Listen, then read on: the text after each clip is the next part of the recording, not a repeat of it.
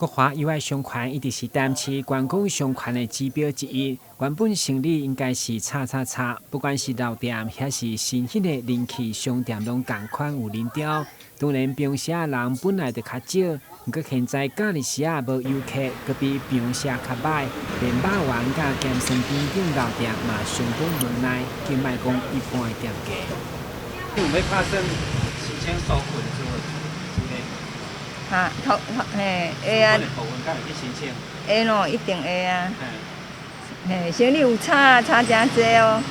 民众其实真的还蛮守规矩的，那出来实名制跟那个外出外带的状况配合的都非常好。那其实对店家生意的冲击非常大了。我们大概餐饮业整条路上我们算还好，有些真的生活不下去，整个都关了。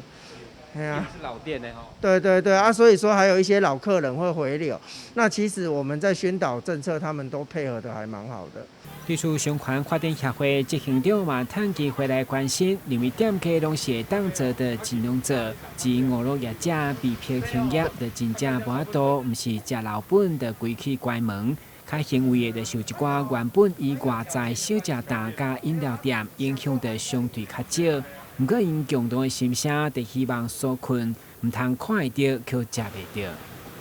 那纾困当然这个部分的话，就是有需要的会到我们商圈来跟我们提申请。那当然也要在市政府的这部分也要有专人来这个商圈来辅导我们商圈这边部分怎么去帮这些店家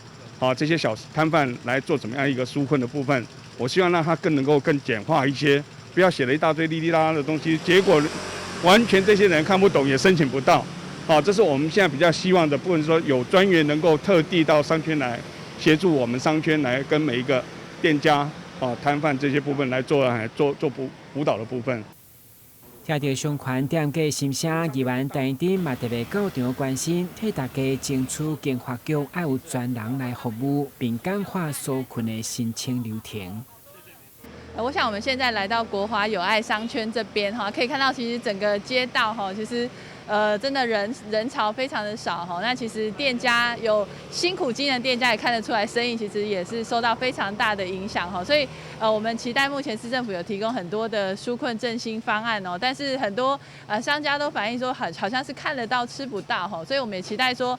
市政府相关单位其实应该成立一个窗口有专门的人员来协助，因为他们其实很多不会填写相关的报表啦、资料等等的其实希望有一个专人有一个窗口来协助他们怎么去申请这些纾困的方案，让他们能够真正拿到这些补助来渡过难关。